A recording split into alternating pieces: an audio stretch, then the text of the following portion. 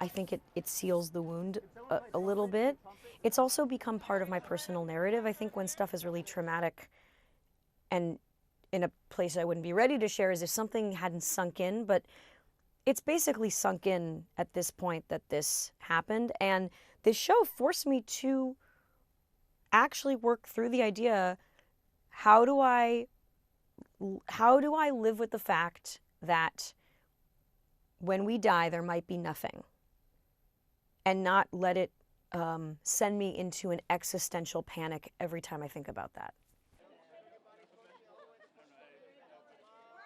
Well, the show is all about the tension of, I know you guys don't want to talk about this, and me actually voicing what the audience might be saying, which is, don't talk about the pandemic, don't talk about 2020, no one wants to hear about that, let's just pretend it's 2019, because that's what a lot of people are kind of doing. So that's the argument my kind of character has throughout the show. And I think it's the wrong argument. I think we should be taught, first of all, we all went through a collective trauma in 2020.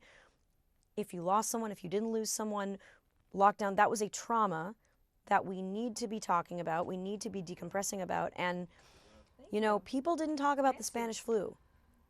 And now, a century later, we are unprepared